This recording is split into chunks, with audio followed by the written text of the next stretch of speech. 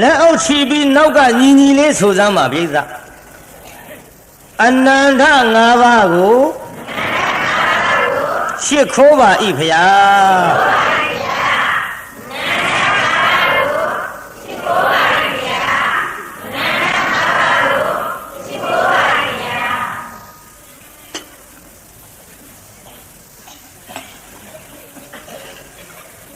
အနန္တ၅ပါးရှစ်ခိုးပြီးတဲ့နောက်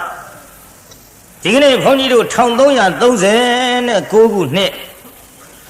တဇောင်မုံလစုပ်4ရက်နေ့ည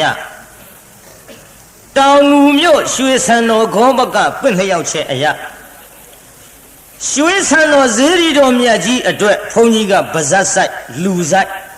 တရားဓမ္မတွေကလှူနိုင်တဲ့ပုံကိုယ်တွေဆိုတော့ချွေးနေစာလေးတွေနဲ့ကို့နောက်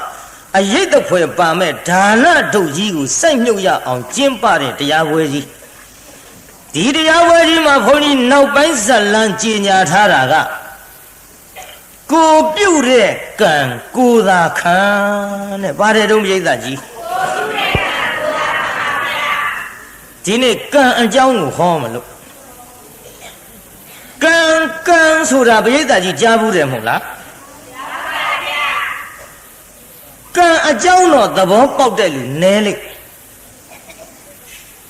တချို့ကံအကြောင်းကိုသဘောမပေါက်ဘူးဒီကံဒီဘယ်ကထွက်လာတာလဲလို့ဆိုတော့ဘုန်းကြီးတို့ကမ္မဆိုတဲ့ပါဠိကထွက်လာကမ္မဆိုတာပါဠိပြန်တော့အမှုပိဋကကြီးကမ္မကိုကျွတ်တို့မြန်မာလိုပြန်တော့ဘယ်လိုခေါ်တော့အမှုကပိဋကကြီးမေးရအောင်ဘယ်နှမှုလောက်ရှိ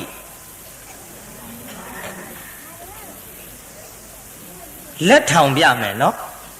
ဘယ်နှမှုလောက်ရှိ3မှုလက်ထောင်ပြတော့ဖြေကြတာမဆိုးပါဘူးနော်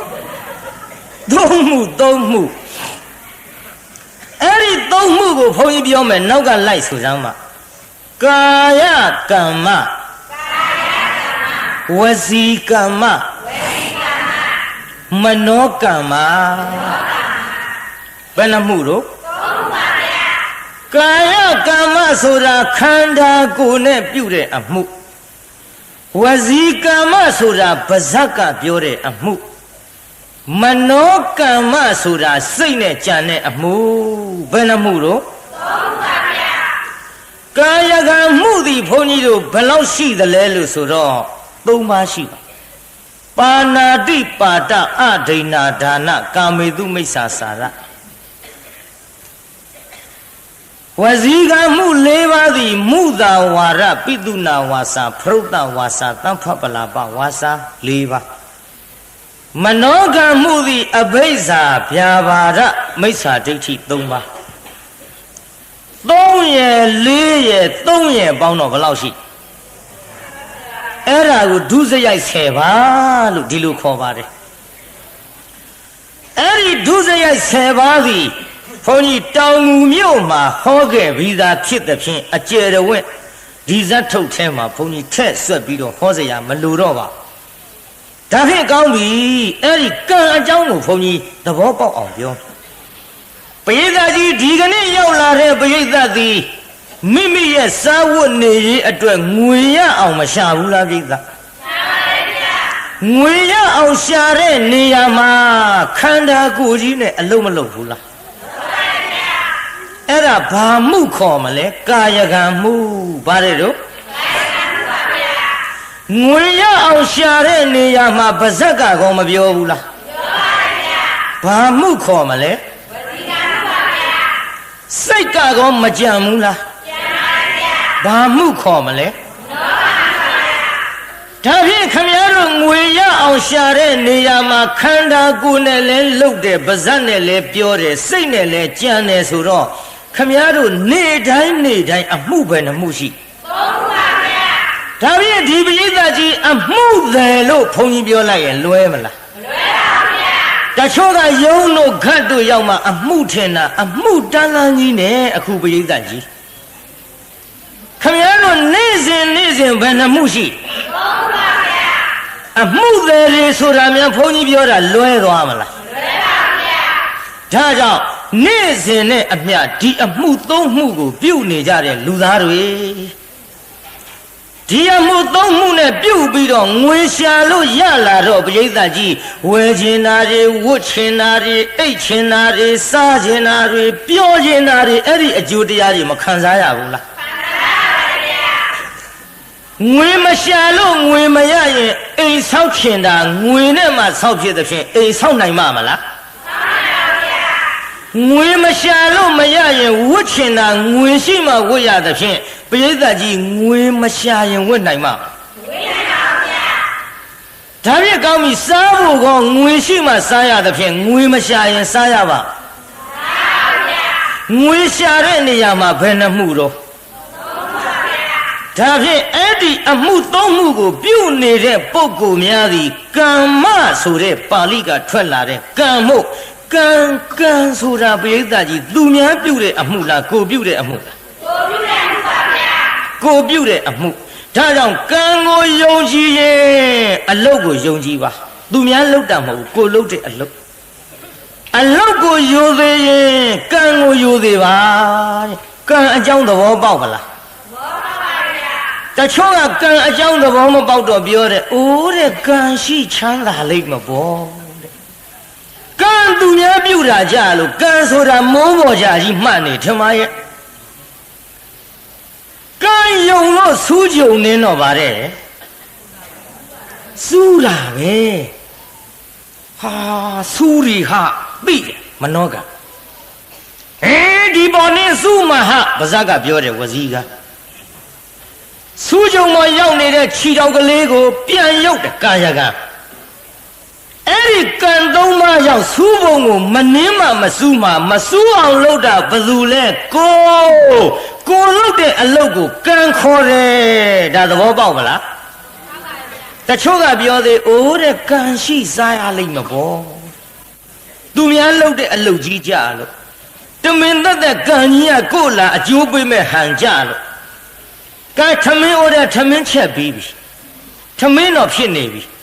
ကံရှိစားရလိမ့်မပေါ့ဆိုပြီးထိုင်းနေစမ်းမှာထမင်းဩတဲ့ကထမင်းက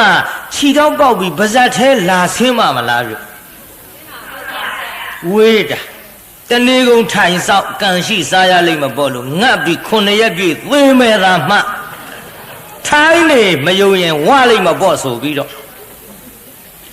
ထမင်းစားခြင်းနဲ့စိတ်ဒါမနောကံခေါ်တယ်ခုဟဲခဟဲစားမဟဲပါဇက်ကပြောတယ်ဝစီကံခေါ်တယ်ခန္ဓာကိုယ်ကြီးကခုပြီးအလုတ်အလွေးပြုတ်ပြီးတော့ပါဇက်ထဲသွင်းတယ်ဒါကာယကံခေါ်တယ်ပါဇက်ထဲရောက်တာတောင်မှတရားနာပိဋကကြီးအထက်သွားအောက်သွားကြည့်ရသေးတယ်ကြည်အောင်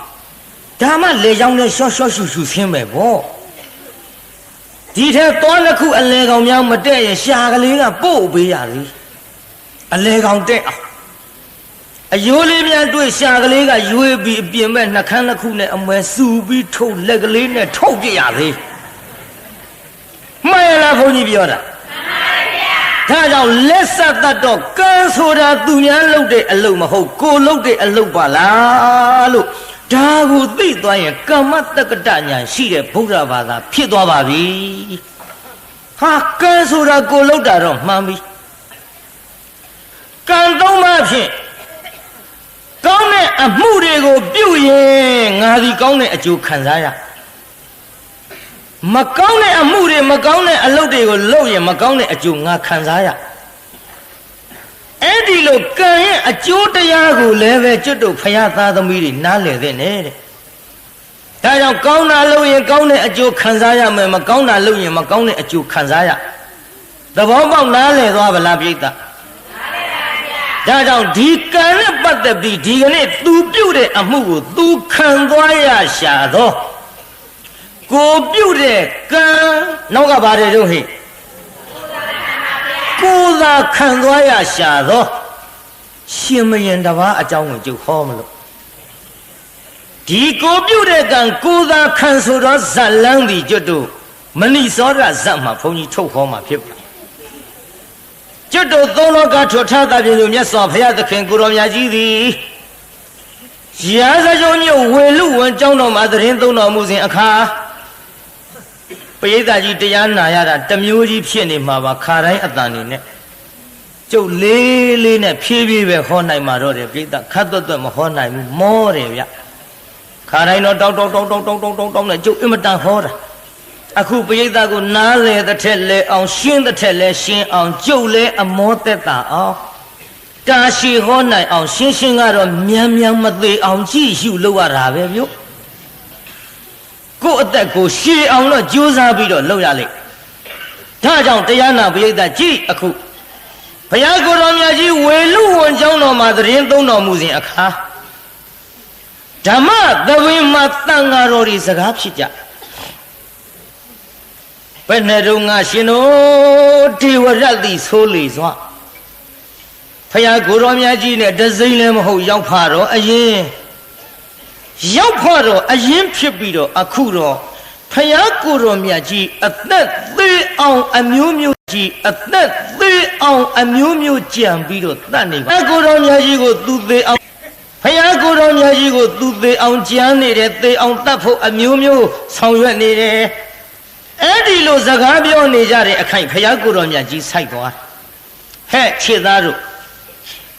ဘာစကားတွေပြောနေကြသလဲငါဖယားကြွလာမှဘယ်နဲ့ကြောင့်ရပ်ထားကြတာလဲလို့ဖယားကမေးမြတ်စွာဘုရားတဲ့ဒေဝရတ်သည်ဖယားကိုယ်တော်မြတ်ကြီးအသက်တော်ကိုအန္တရာယ်ပြုလို့၍ပေချောင်းကျမ်းနေတဲ့ကိစ္စတွေကိုပြောဆိုနေကြပါတယ်ဘုရားချစ်သားတော်တဲ့ဒေဝရတ်သည်ငါဖယားကိုဒီဘဝမှာသေအောင်တတ်နေသည်မဟုတ်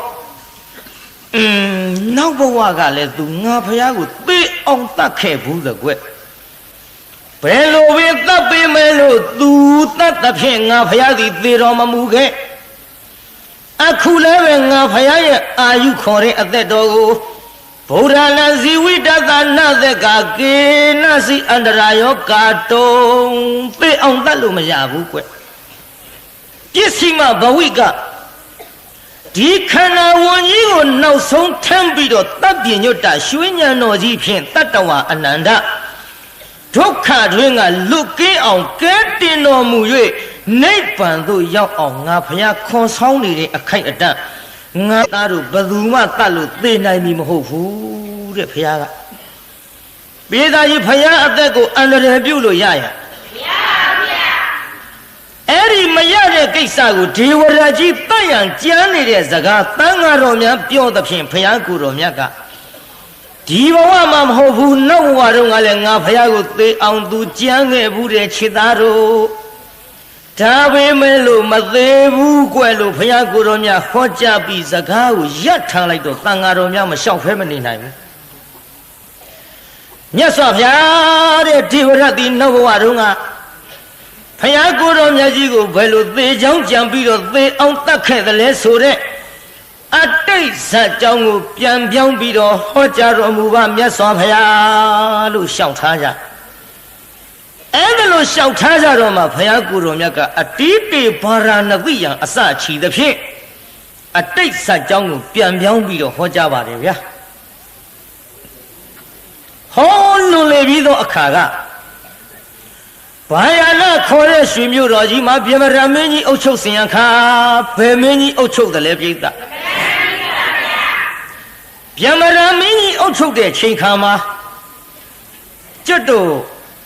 ဇနီးမောင်နှံနှစ်ယောက်ကမိဘရွှေမျိုးမြသဘောတူညီစွာပေးစားထားတဲ့မောင်တုနိတ္တနဲ့မေတုဇာတာလို့နှစ်ယောက်ရှိကြ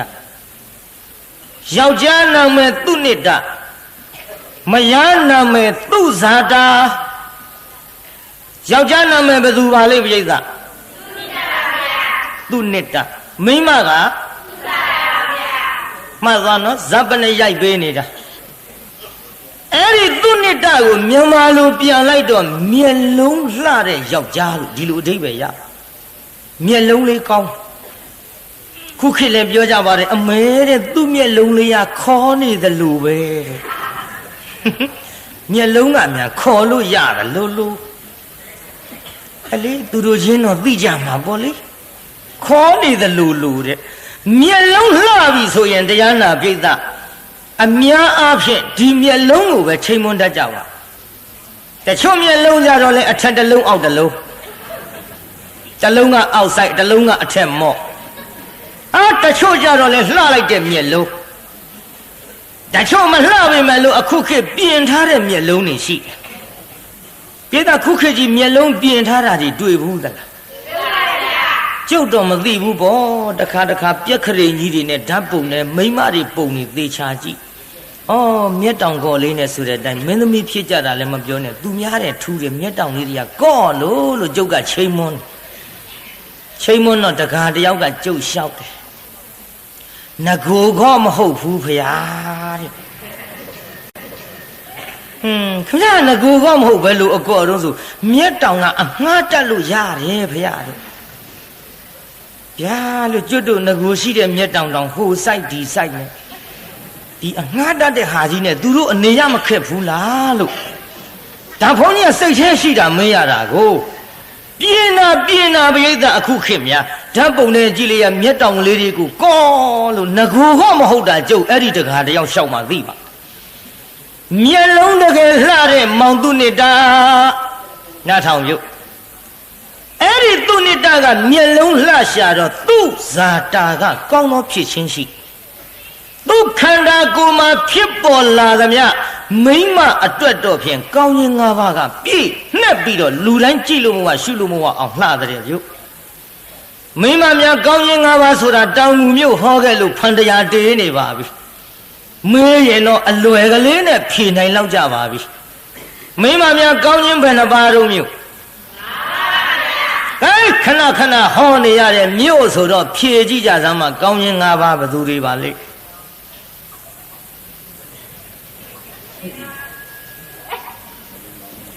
ဘာလို့နားထောင်ဇတ်ထုတ်တရားများထဟောတော့ထလို့တဲ့ဒီဇတ်ထုတ်ကြီးနာဘူးပါတယ်တဲ့ထဟောလို့မှတ်မိသလားလို့မေးတော့ဟောရင်တော့သိတာပဲထမှတ်မယ်သိတယ်မှတ်မိသလားလို့ဆိုတော့ရေးလဲမမှတ်မိဘုန်းကြီးအတူကောင်လည်းပြောခဲ့တယ်တခုချင်းလည်းပြောခဲ့တယ်ကဲဆိုကြည်သာဆံပင်ရဲ့ကောင်းခြင်းအသားရဲ့ကောင်းခြင်းအရေရဲ့ကောင်းခြင်းအယိုးရဲ့ကောင်းခြင်းအရွယ်ရဲ့ကောင်းခြင်းအဲ့ဒါအတူကောင်ပြောလိုက်တော့ဆံသားရေရိုးရွယ်ကောင်းခြင်းဤငါးသွဲဒီလိုမှတ်ထားလိုက်ဆံသားရေရိုးရွယ်ကောင်းခြင်းဤငါးသွဲဗါတဲ့ပြိဿ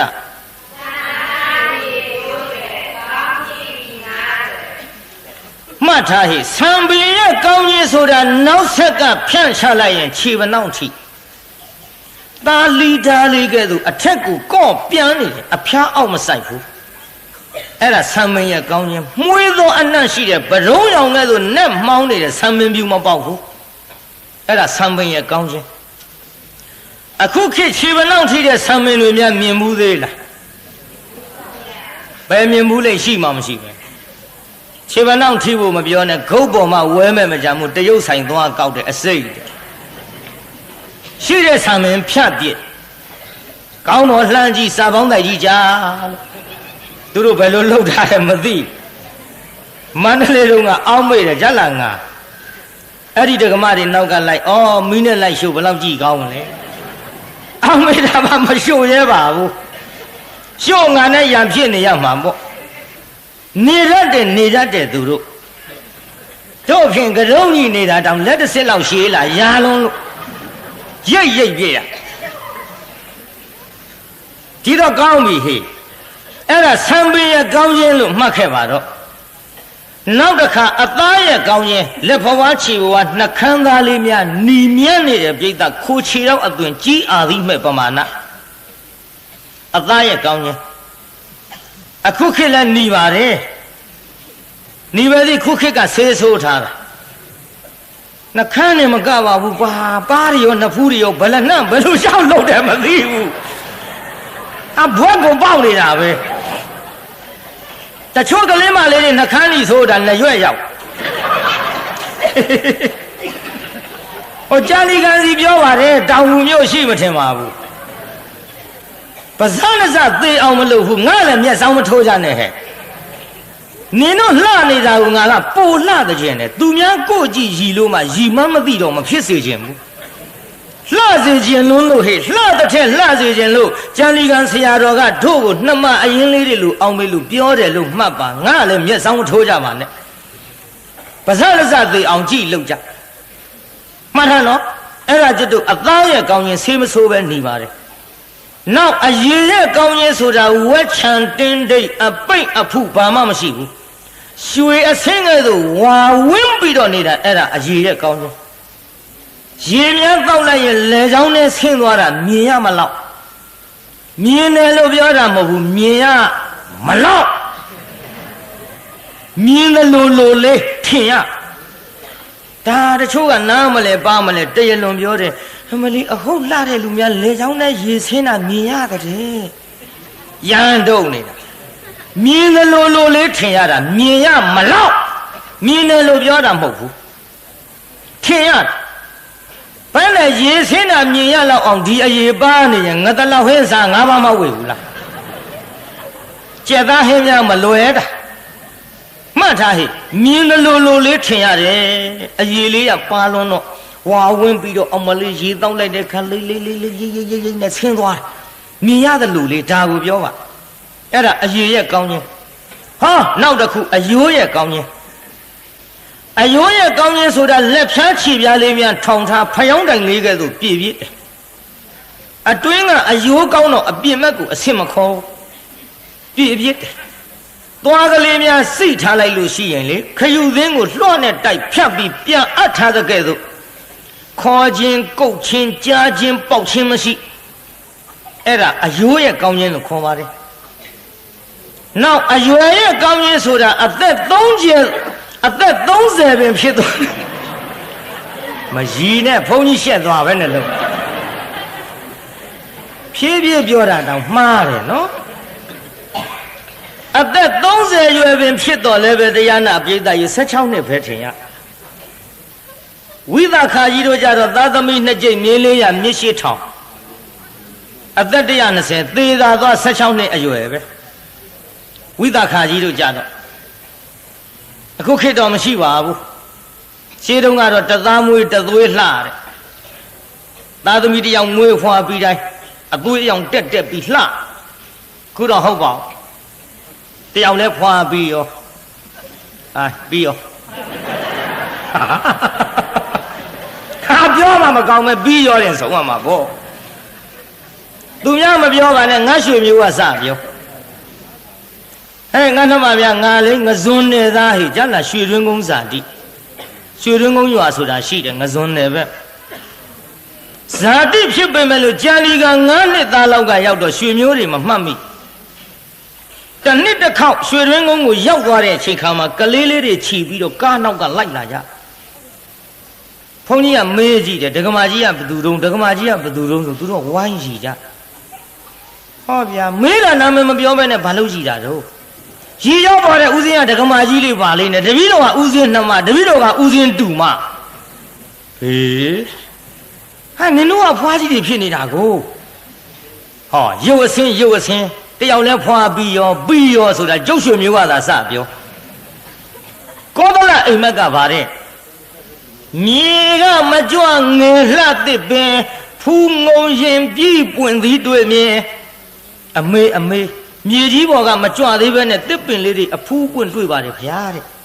ဖះကပြန်ဖြေတယ်အရွယ်မမျှငယ်လှပြိုစဉ်သမီးသားလင်ထအိမ်ထောင်ရင်မင်းလက်ထက်ငါလက်ထက်မဖြစ်ဘူးกว่าတဲ့လူတွေသက်တမ်းတူတဲ့အချိန်ခါမှာငယ်ရွယ်အိမ်အောင်ပြုလိမ့်မယ်တဲ့ငယ်ရွယ်အိမ်အောင်ပြုငယ်ရွယ်သားသမီးရငယ်ရွယ်ဖိုးကြီးဖွားကြီးဖြစ်ငယ်ရွယ်ရုပ်အဆင်းကြပြီးတော့ငယ်ရွယ်သေးကုန်လိမ့်မကွာဖះကဒီတိုင်းဟောခဲ့ဖះကတက်ကရမကံပေသည်ဒီလက်ညှိုးထိုးပြလိုက်တာနဲ့တူပါရဲ့ပြိဿမှန်ရလားပြိဿကြီးဒါကြောင့်အဲ့ဒီတသားမွေးတသွေးလှအသက်30ရွယ်ပင်ဖြစ်တော်လဲတရားနာပိဋကသားသမီးတစ်ကြိမ်ရတော်လဲကျွတ်တူ16နှစ်အရွယ်သာထင်ရတယ်အဲ့ဒါအရွယ်ရဲ့ကောင်းခြင်းလို့ခေါ်ပါတယ်ကောင်းခြင်း၅ပါးပြည့်သွားပါလားဟိတချို့လဲကောင်းခြင်း၅ပါးပြည့်တယ်အခုခေတ်တော့ရှားပါတယ် ကျုပ်ကြောင်မဲမြို့သွားတရားဟောတော့ကဒကမတယောက်ကတွန်းလှဲလေးနဲ့ဈေးရောက်ရင်ပစ္စည်းတွေတင်းလို့ဆံမင်ကနောက်ဆက်ကဖြန့်ချတာခြေပနှောက်ထိကျုပ်နောက်ကပါတဲ့တကားတွေကဘုန်းကြီးပြောတဲ့ကောင်းခြင်း၅ပါးတော့တွေးပကွာဟေ့မြလားဆံမင်ခြေပနှောက်ထိတယ်ဆိုလိုက်သွားတာလိုက်သွားပြီးတရားနာပိဋကနောက်ကမြင်ရတော့ဆံမင်တော့ကောင်းခြင်းတွေ့တာပေါ့လေရှေ့တဲ့ကသူတို့ကမျက်နှာလိုက်ကြည့်ပြန်ပြေးလာကြ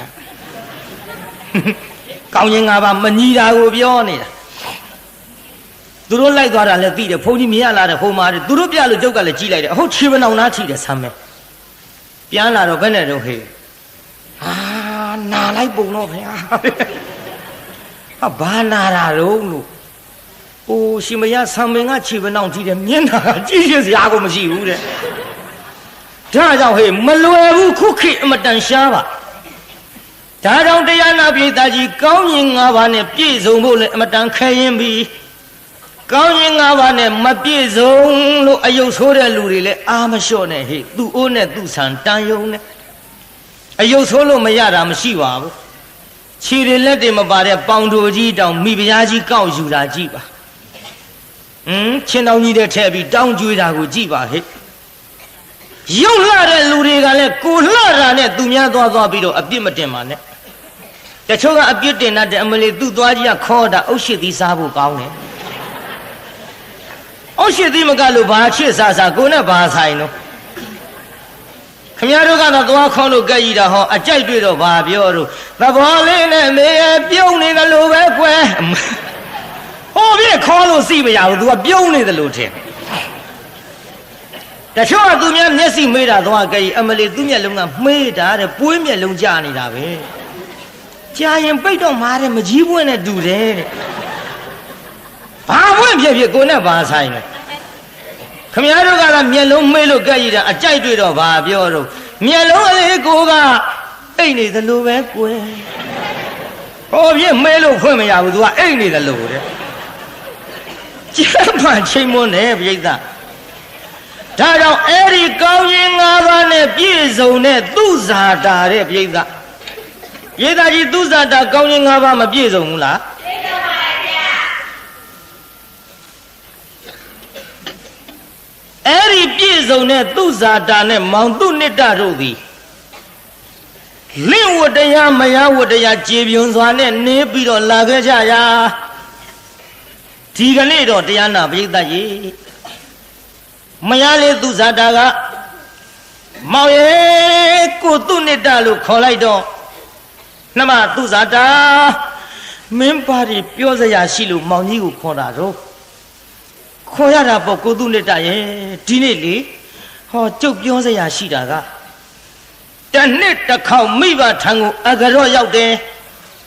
ဒီနှစ်လဲမိဘထံသွားပြီးတော့ကြရော့ရနီးကပ်လာပြီကျုပ်ကိုလိုက်ပို့ပါတော့ဟေးဒီချက်အိမ်အောင်တွေပါလိမ့်မယ်နော်အိမ်အောင်တွေကယူဆိုင်ကြဟဲ့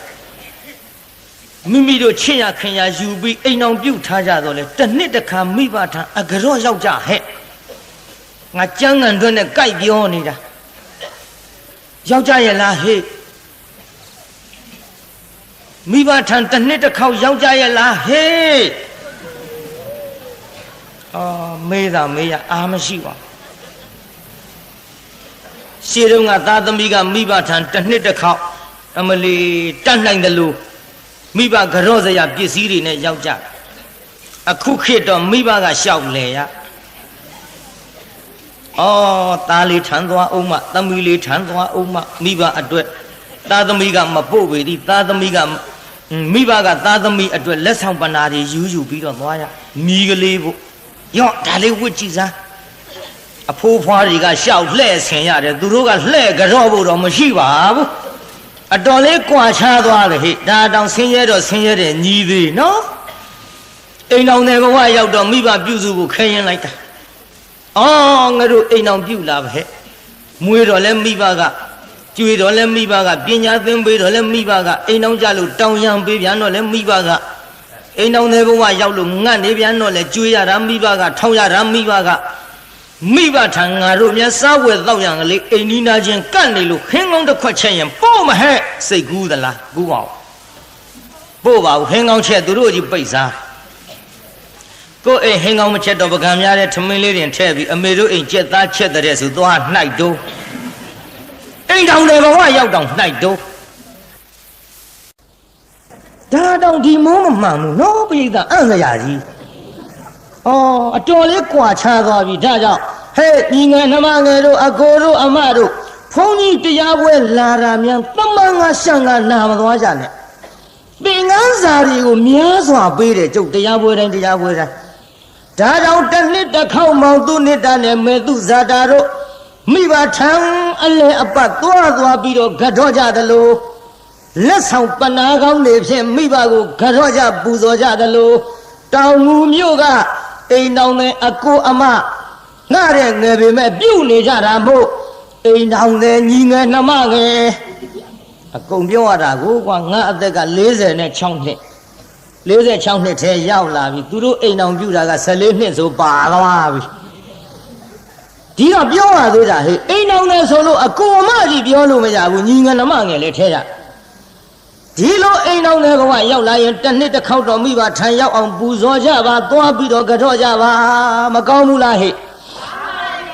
ကဲထွက်သွားပြီဟဲ့မောင်သူနှစ်တာနဲ့မေသူဇာတာတို့မေသူဇာတာကကိုသူနှစ်တာရဲ့နှမတော့ညောင်းလုံးလို့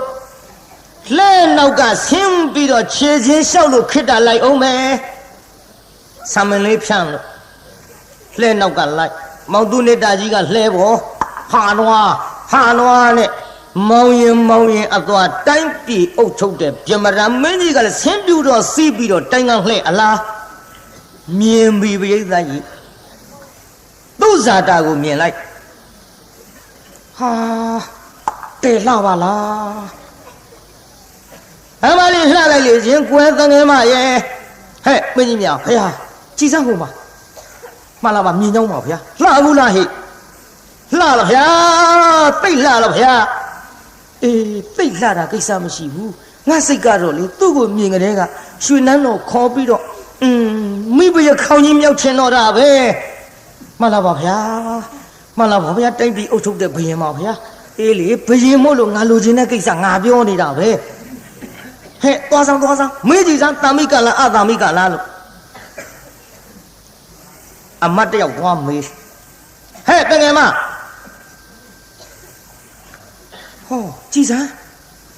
ငါမမြင်ဘူးတဲ့အဝတ်စားတွေဝတ်လို့ပါလား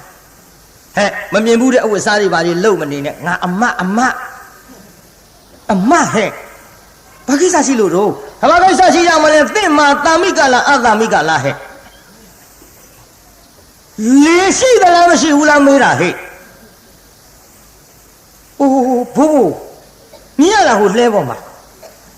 တပြာကြီးဝင့်ပြီးနွားနှကောင်မောင်းပြီးတော့သွားနေတဲ့လှဲသမားကြီးကကျုပ်ရဲ့လင်သား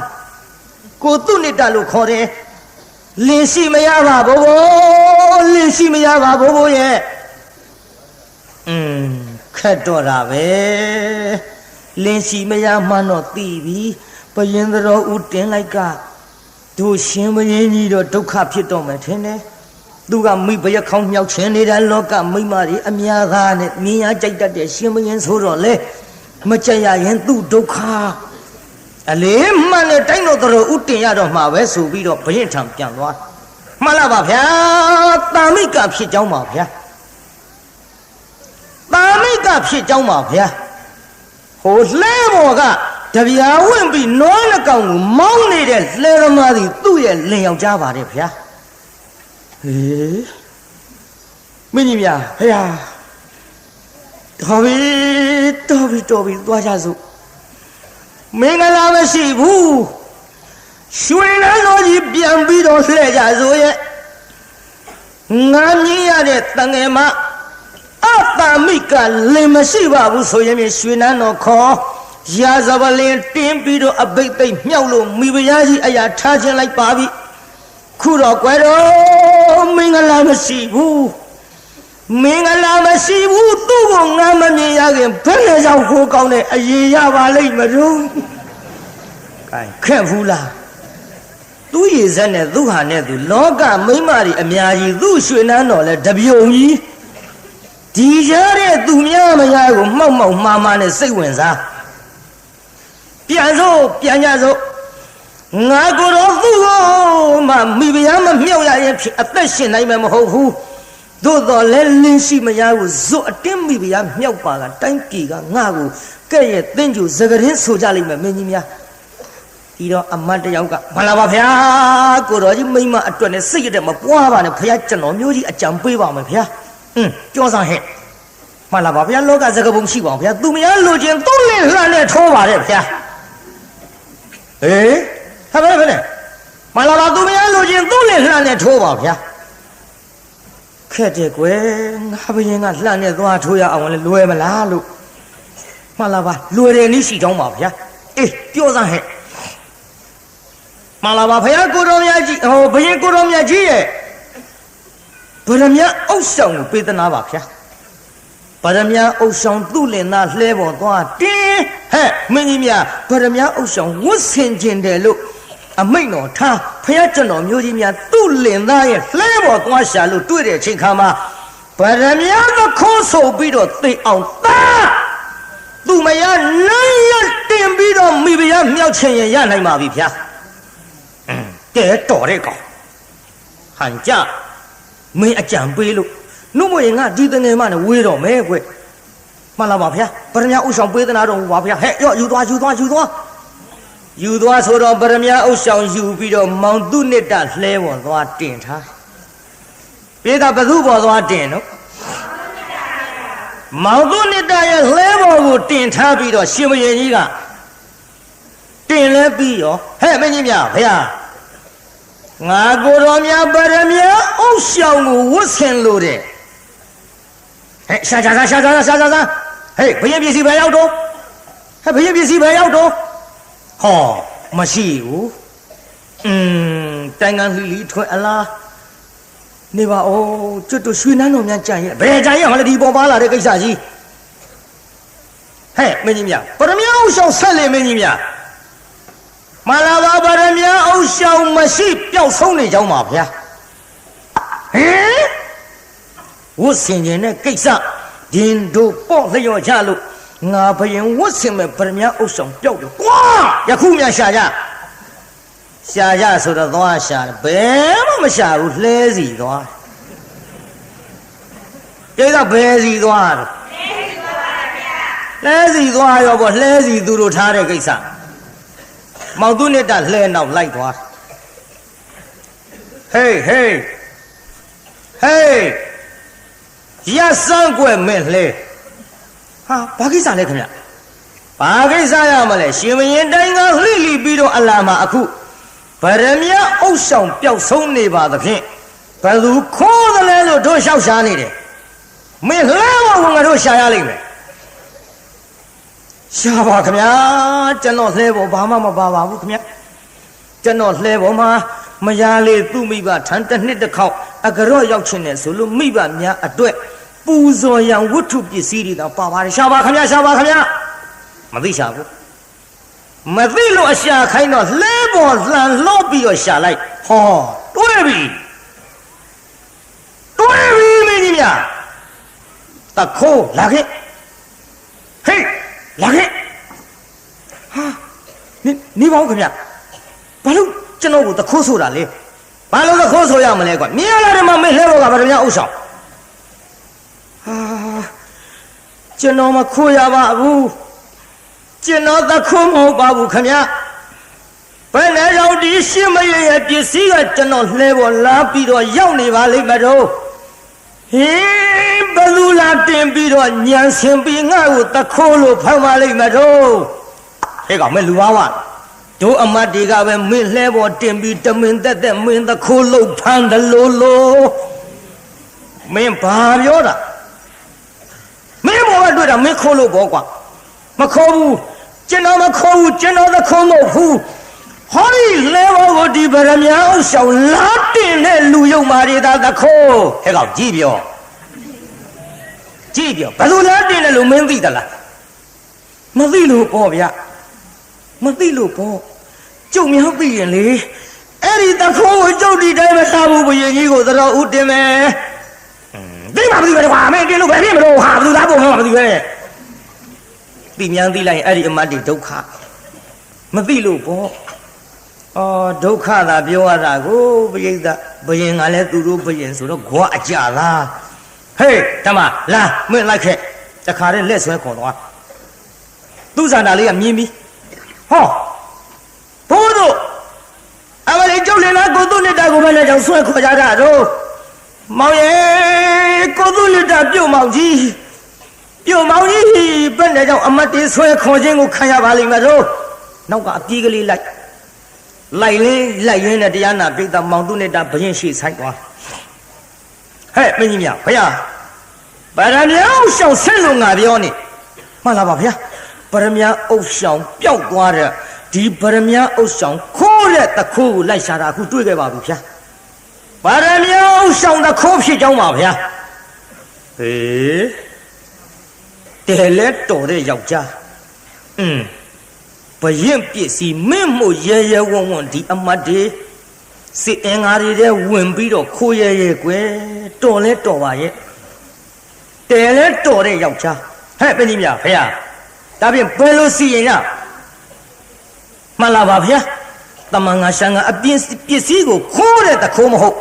အတွင်းပစ္စည်းဘရင်ရဲ့ဗရမ ्या အုပ်ဆောင်ခေါင်းပေါ်မှာတင်အမြတ်တနိုးထားတဲ့ပစ္စည်းကိုခိုးတဲ့ယောက်ျားမို့မသေးမချင်းအခုချက်ချင်းအနာဘကွက်သားလက်မှာအပ်ပြီးတတ်ထိုက်ကြောင်းပါဗျာရောက်သွားပြီသူစားတာဟင်ကိုသူနေတာပြုံမောင်ကြီးမလေးဘရင်ပစ္စည်းတွေပါလေခုံးပြီးလို့ခုလို့လိုက်သွားရပါလိမ့်မယ်တော့ဆောင်းမလေးဖွာရချမျက်ရည်စာလေးနဲ့ဘိုးတို့ဟဲ့တငယ်မပါတော့ကိုသူနေတာကိုဘာလုပ်ကြမလို့လဲဘာလုပ်ရမလဲဘရင်ဗရမ ्या အုပ်ဆောင်ကိုခေါ်လို့အခုဘယင်ကတတ်စေဆိုတဲ့အမိန့်တော်ကြီးချထားတယ်မဟုတ်ပါဘူးထင်မလွဲကြပါနဲ့ကျုပ်လင်သားကသူများပေးတဲ့ပစ္စည်းကိုတရွေးသားမှမခိုးဘူးပါဘူးဝါချမ်းတဲ့စိတ်တောင်မယူဘူးပါဘူးဩဒီတငယ်မတဲခက်နေဝါချမ်းတဲ့စိတ်ကဘာသုံးဖြစ်လို့တော့ဗရမ ्या အုပ်ဆောင်ဆိုတော့တက်တက်လုံးချမ်းသာနိုင်တဲ့ပစ္စည်းမို့ခေါ်တာပေါ့ဟာမခိုးပါဘူးဘယ်လိုနည်းနဲ့မှမခိုးပါဘူးကိုသူနေတာခိုးများခိုးလေသလားမောင်ရဲ့ကိုသူနေတာခိုးလို့အခုလို့ရာဇိုးပဲရည်တင်ပြီးတော့ခံရလေသလားနှမမောင်မခိုးပါဘူးကွယ်မောင်မခိုးပဲနဲ့တခိုးလို့အဆွဲခံရတာပဲဟမ်နေပါဦးဘိုးတို့ဒီပစ္စည်းပဲကတွေ့ကြနင်းလင်သားလှဲပေါ်ကတွေ့လို့အခုဖမ်းလာတယ်တန်တော်ကိုသူနေတာတော်လဲဝါကတွေ့ရင်တော်ခိုးလို့သာပေါ့တော်မခိုးပဲနဲ့ဒီလိုဖမ်းခံရပါမလားကြည်စမ်းတယ်လဲရက်စက်တဲ့မိမငါ့ကိုဒင်းကတောင်တခိုးလို့ပြောနေမြန်ပြီသိပြီငါသိပြီလေခုတော့ရှင်မင်းကိုပြင်းလို့မိဖုရားလှုပ်ချင်တဲ့မိမငါကတော့မရိပ်မိခဲ့ပါဘူးလဲဘောကဆင်းပြီးတော့ခြေချင်းလျှောက်မတဲ့အခုတော့လေလဲဘောကဆင်းပြီးတော့နေခဲ့ဘယင်ကိုမြင်လို့မိဖုရားလှုပ်ချင်တဲ့စိတ်ဓာတ်ကြောင့်ဒီပစ္စည်းငါလဲဘောရောက်တာသူ့ကြောင့်မိမယုတ်ကြည့်ငါ့ကိုသိအောင်ကြတယ်မိမပါလားကိုသူနေတာကျုပ်ကိုထင်မလွဲနဲ့နော်မဟုတ်ဘူးကျုပ်ကိုလာတော့မိဘရဲ့တာမိကလားအတာမိကလားတဲ့ဟိုလဲဘောကကျုပ်လည်းငါလို့တော့ပြောမိလိုက်ပါရဲ့ဒီပစ္စည်းလဲဘောရောက်တာကျုပ်နဲ့ဘာမှမဆိုင်ဘူးအဲ့ဒါလို့သူ့စာတာလေးပြောနေကြဟဲ့မင်းကြီးများချင်းပြူတော်နဲ့တိုင်းကန်းလှိထွက်ပြီးတော့အလာမယခုလောက်အချိန်ကြန့်ကြရင်ဖြင့်တိုင်းရပြည်ရအဖျားပြားကြီးရွှေနန်းတော်ကြညီလာခံတပွင်ပွဲနှွှဲရအချိန်နောက်ကြလိမ့်မယ်မြန်စီရင်ရမင်းကြီးများမြန်စီရင်ညဆိုတော့အာနာဘကွက်သားကဓမ္မကြီးကြိုင်လို့စစ်နီတုံးမောင်သူ့နှစ်တလေပင်လေးတင်းလို့စင်တော့မယ်မျက်ရည်ကြားထဲကသူ့လင်သားကြည့်ကိုသူ့နှစ်တပြုတ်ပေါင်းကြီးအဲ့ဒါလေဟုတ်သားကြတော့မယ်ထင်ပါရဲ့ကိုသူနှစ်တကျုပ်သစ္စာဆိုပဲကိုသူနှစ်တရဲ့အိုးနတ်များအပေါင်းနာအကောင်တို့ကျွန်တော်မျိုးမဤလင်သားသည်ငဲရွယ်စီအချိန်ကစပြီးတော့သူများပစ္စည်းဆိုရင်ဝါချမ်းတစိမ့်များမခိုးဘူးပါဘ ဘရင်ပစ္စည်းကိုခိုးဖို့ဆိုတာနေနေသားသားဘယ်တော့မှမခိုးဘူးတဲ့လင်းသားအခုတခိုးဆိုပြီးတော့ဖန်ပြီးတတ်ကြတော့မလို့တဲ့ကျွန်တော်မျိုးမှာပြောတဲ့စကားသည်မှန်ကန်သောသစ္စာစကားဖြစ်ပါသည်တို့ပါရဲ့သူတော်ကောင်းတို့နာအပေါင်းတို့ဝိုင်းဝန်းပြီးတော့ကူညီကြပါစောင့်ရှောက်ကြပါကုန်လို့လက်အုပ်ကလေးချီပြီးတော့တိုင်တယ်လိုက်တာဘိသတ်ရေဘယ်ထိအောင်ကြားတော့ဆိုတော့တာဝရိနာတရားထံရောက်သွားဘိသတ်ရေသူ့တရားနေရလူမဲ့ရန်သူမပေါ်ဘူးမောင်သူနှစ်တတတ်မလို့သူဇာတာကိုမိဖုရားမြောက်မလို့ကြမ်းနေတဲ့မကောင်းတဲ့ကာမေတုမိစ္ဆာစာရကံကြီးကိုကျူးလွန်တော့မဲ့ပြမရာမင်းကြီးမြင်ရောဒီကိစ္စငါတရားမဆင်းလို့မတော်ပါလားလူပြေကလူယုံမများဒီတိုင်းထားလို့ရှိရင်ဒုက္ခများရကြီးရဲ့ဆိုပြီးတော့တရားမင်းဆင်းလာပြိတ္တတရားဆင်းလာဗလားဆင်းလာပါဗျာတရားဆင်းလာပြီးတော့တရားကကောင်းကင်အရောက်မောင်သူနှစ်တဆင့်ဤတုံးမော်တင်းတရားမင်းမှီတော့မသိဘူးအာနာဘကွယ်သားကခတ်တုတ်တုတ်ဟဲ့ခေါင်းနဲ့ပြမရာမင်းကြီးကအမိတ်အချမောင်သူနှစ်တစင့်ဤတုံးမော်တင်ထားတဲ့လေဝင်းကလေးကိုအာနာဘကွယ်သားကဓမ္မကြီးနဲ့တအားလွှဲပြီးတော့ခုတ်လိုက်တဲ့တခါနဲ့တိကနေပြတ်သွား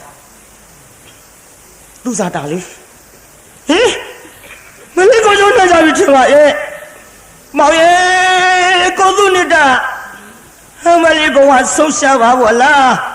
ကိုသူနှစ်တသေရတာကြုတ်ကြောင်သေရတာပဲကိုသူနှစ်တသေပြီမရှိတော့ဘူးတမျက်နှာကိုကြုံအားရအောင်ကြည့်မယ်ကိုသူနှစ်တရဲ့နဲ့မျက်ရည်ကြားတွေကမျက်နှာအုပ်ထားတဲ့လက်ဝါးကလေးဖွင့်အကြည့်လိုက်အာနာဘကွယ်သားကဆံပင်ကိုင်ပြီးတော့တခါတည်းဒီလိုညှောက်ကြည့်လိုက်ဟာဘာပြောကောင်းလဲပြမရာမင်းကြီးကောင်းကြီးဖြစ်နေဒါဘယ်သူကောင်းကြီးဖြစ်နေဟာဟင်မလေးဟင်သူတာလန့်သွားကိုသူနေတာမဟုတ်ပါလားရှင်မင်းကြီးရဲ့ခေါင်းဟင်ကိုသူနေတာပဲရောက်နေပါလိမ့်မလို့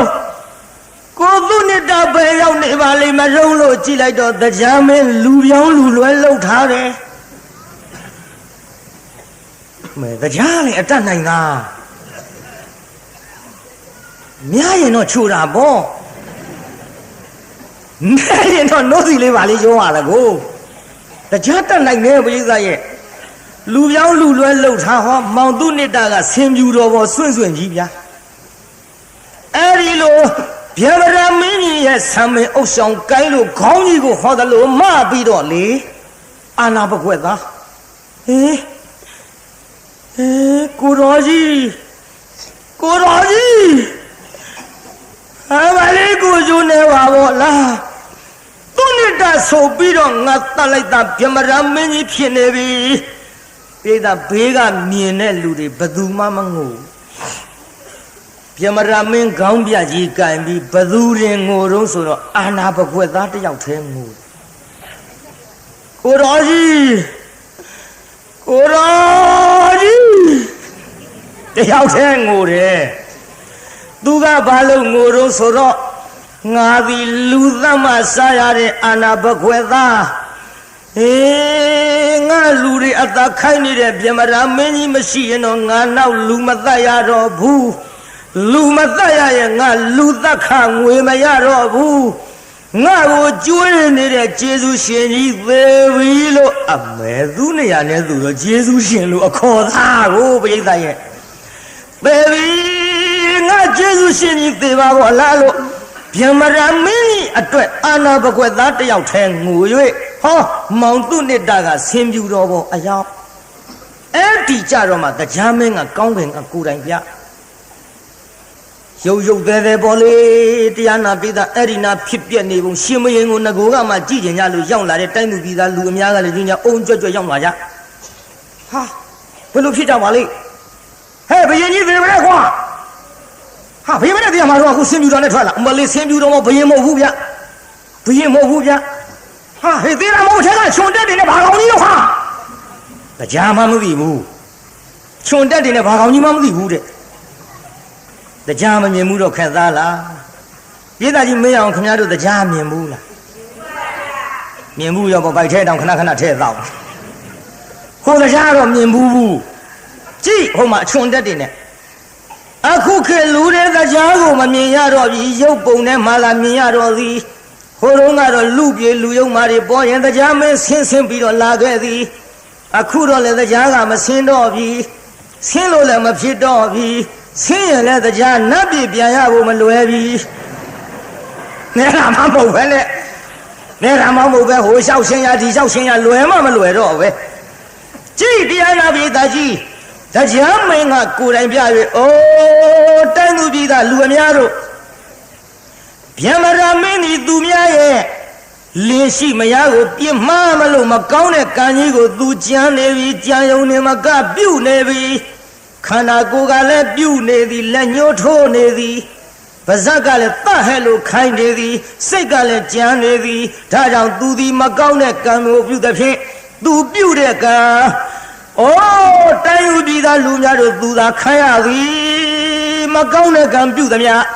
ဒီလိုခံရမယ်ဆိုတာသင်တို့ပဲသတိထားကြကုန်တော့ယခုအဒိဏဒါနသိက္ခာပုဂ္ဂိုလ်ကျူးလွန်ခြင်းမရှိဗရမ ्या ဥစ္ဆောင်ကိုသူတို့တင်ပြီးသူတို့သခိုးလို့ဆွဆွဲခြင်းများသာဖြစ်သည်တို့ဘာ၍ဗျမရာမင်းကြီးကဲ့သို့ရုပ်မာပါကသင်တို့သည်ကိုပြုတ်တဲ့ကံကိုသာခံရမယ်မောင်သူနိတကဲ့သို့ကောင်းသောကာယကံဝစီကမနောကမှုတွေပြုပါကယခုကဲ့သို့ဆင်ပြူတော်ပေါ်တင်းပြီးတော့ရှင်မင်းဖြစ်တာကိုကြည့်ကြငါကိုယ်ရဲ့အဘိသိက်သုံးလောင်းနဲ့မဟဲ့လို့မောင်သူနိတရဲ့မယားလေးသူစားတာကရွှေလဲဆွဲလို့ဆင်ပြူတော်ဥပင်မော်တင်း၍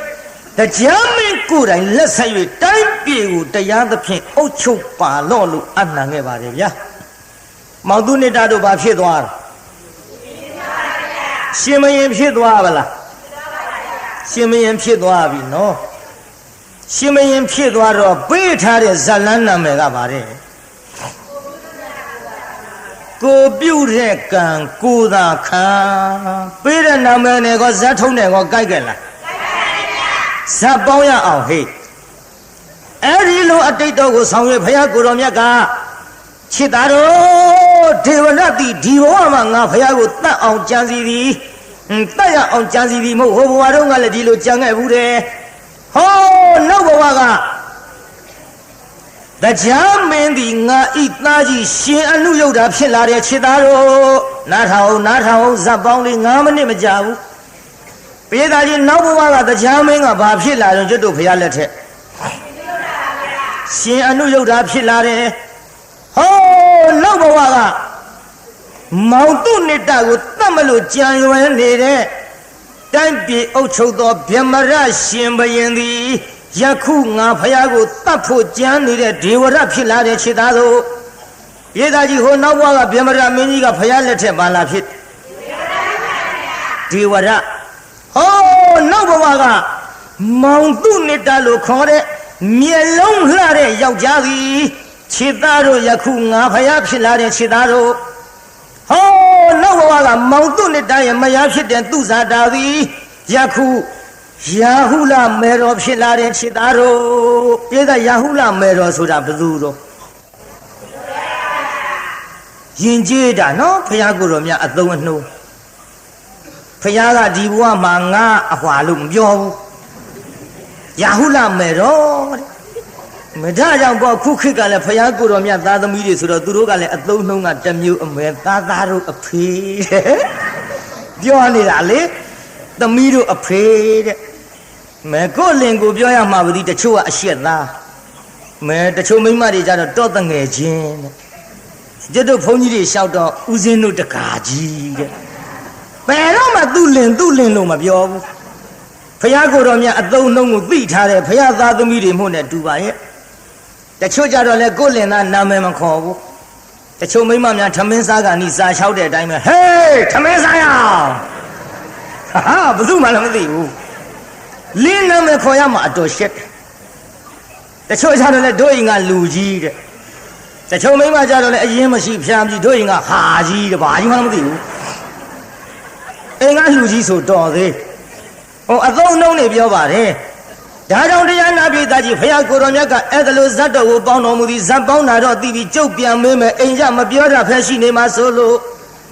ပရိသတ်ကြီး ခုနှစ်ကပြောခဲ့တဲ့ဇတ်ထုတ်ထဲမှာတရားမင်းကဘာလာဖြစ်ပါလိမ့်မလို့မပီမသဖြေပါနော်ပီပီသသဆိုရင်ဘဲလူတွေနားလဲနေမှာဆိုလို့ရှင်အနုယုတ်တာပါဖယားပရိသတ်ကြီးတရားမင်းကဘာလာဖြစ်တယ်ဗျမရမင်းကြီးကဘာလာဖြစ်တယ်သူဇာတာလေးကဘာလာဖြစ်တယ်ဟုတ်ပြီမောင်သူနှစ်တာလေးကဘာလာဖြစ်တယ်မြတ်စွာဘုရားလာဖြစ်ပါတယ်ဖယားဟုတ်သွားပါလားဟိအဲ့ဒါလို့ဇတ်တော်ကိုပေါင်းလိုက်သောချိန်ခါမှာအတိတ်ဇတ်ကြောင်းကိုနာရတဲ့တန်ဃာတော်အရှင်မြတ်များသည်ဒေသနာဝသနိသောတာပတ္တိဖလာဒီနိလို့ဆိုတော့သောတာပန်တဂရကအနာဂံဟန္တာတွေဖြစ်ကြဘာကြောင့်ဖြစ်သစ္စာဆိုင်သွားတာကိုပိဋကကြီးဘာဆိုင်သွားတာတော့ဘုရားကိုယ်တော်မြတ်အတိတ်ဇတ်ကြောင်းကိုဟောတော်မူနေစဉ်မှာဗျမရမင်းကြီးသည်သူ့ဇာတာကိုဆွဲလန်းနှစ်သက်ပြီးတော့လင်းရှိမှမသိမရှိမှမသိရှိမှန်းသိတော့လည်းမရှောင်ရှားပဲနဲ့သူ့ဇာတာကိုဆွဲလန်းနှစ်သက်နေတဲ့ကိစ္စသည်လူချင်းရမဲ့ကြီးလို့ဒုက္ခရဲ့အကြောင်းတရားသမုဒိယသစ္စာပါလားထိုသမုဒိယသစ္စာကြီးအကြောင်းခံ၍ဗျမရမင်းကြီးသည်အသက်ဆုံးသည့်အထိခံစားသွားရတဲ့အကျိုးတရားသည်ဒုက္ခသစ္စာပါလားထိုသမုဒိယသစ္စာထိုဒုက္ခသစ္စာနှစ်ပါးတို့သည်တကယ်တော့ကြည့်လိုက်တော့မဂ္ဂသစ္စာလို့ခေါ်တဲ့လမ်းကောင်းလမ်းမှနိဗ္ဗာန်သို့ရောက်နိုင်တဲ့ခရီးအမှန်ကြီးကိုမလျှောက်ပါကရောက်နိုင်ပြီမဟုတ်ပါလားလို့သမ္မာဒိဋ္ဌိအစသမ္မာသမာဓိအစုံမဂ်ကင်ရှစ်သွယ်နဲ့လမ်းကောင်းလမ်းမှန်ကြီးကိုလျှောက်လိုက်တာဟောနောက်ကဘုရားတပည့်သားတန်ဃာတော်များသည်သောတာပန်တဂရကအနာဂံဟန္တာဖြစ်ကြ၍និရောဓသစ္စာဆိုင်လို့နိဗ္ဗာန်ရသွားကြပါတယ်ဆိုတဲ့ကိုပြုတ်တဲ့ကံကိုသာခံဇလန်းပြီဒီကနေ့ည12နာရီပါပဲဗျာမနေ့ကလည်း12နာရီဒါကြောင့်ဇတ်ထုတ်ကလေးတွေကိုတိုးတိုးစီစီနဲ့လိုရင်းအကျဉ်းခြုံပြီးတော့နောက်ရက်လဲကျုပ်ဇတ်ထုတ်အသစ်တွေကြီးဟောမှာဖြစ်ပါတယ်ဗျာကဲနောက်ကလိုက်ဆိုကြစမ်းတကဘာလုံးမှာမြတ်သတ္တာချမ်းသာကိုစိတ်မြဲပါစေအလုံးကိုယနေ့ညကြွရောက်လာကြတဲ့တရားနာပရိသတ်ကြီးချမ်းသာကြပါစေ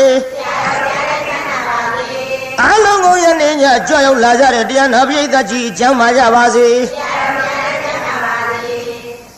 ကုံမလားမေတ္တာပို့တာကြံသေးလားဖြေပါကြံသေးလားဘယ်သူချံထားသေးလို့မတက်တဲ့လူတွေရောအကုန်ပို့မိအေးလို့လုံးမှစိုးလို့မိအေးမြစ်တာပို့တာ30ဘုံချမ်းသာကြပါစေမောင်တုတ်ကြီးအလောမောင်တုတ်ကြီးကသူနဲ့မတက်ဘူးမတက်တဲ့လူချံထားမှစိုးလို့ကျုပ်လေဒီတရားဟောလို့ဟောဒီတိတ်ခွေတွေကကျုပ်တရားမေတ္တာဖို့လေးနားထောင်ပြီးတော့ဘကိုးရောက်တော့မအေးဆိုတဲ့မိန်းမကငွေ90လာလှူရှင်ဘုရားတရားကတပည့်တော်မှနဲ့တဲ့လွန်းလို့အတော်အဆင်ပြေသွားတာသူ့ယောက်ျားကမောင်တုတ်ကြီးတဲ့မောင်တုတ်ကြီးနဲ့သူနဲ့ကတခြားစီနေတာဟာဒါတွေထဲပြောနောက်ဒီတိတ်ခွေအဲ့ဒီများရောက်နေအဲ့လေမှန်တာတော့ပြောတာပေါ့လေဒီပြီးတော့မေတ္တာပို့တိုင်းသိချင်းဆိုသူမပါဘူးပကိုးတော့ကလျှောက်တာအေးကွာမင်းတို့ဓာရီထုတ်ရင်ဓာလေးတော့ဖြတ်ချင်းဖြတ်ပြလိုက်ကြကွာဒါကြီးရောက်သွားမိအေးရကိစ္စမရှိမောင်တုတ်ကြီးကငါလာတော့ပွားနေခက်တာဟာဒါကြောင့်တရားနာပရိသတ်ကြီးဘယ်သူမှမချမ်းတော့ဘူးချမ်းသေးရဲ့လားဘိုက်ဒါဖြင့်အိမ်ပြန်ပို့ကြပါစို့အတ္တခေဟေပြောသမျှဟောသမျှတွေကသဘောမကျပဲအပြစ်တွေကလည်းချီးရင်နေဖုံမုံစိတ်တွေပြစ်ပြအသီးသီးတော်မိမိတို့အင်္ဂါဌာနသို့နိဝတ္တတုသီခဝေတာပြန်ကြပြီတော့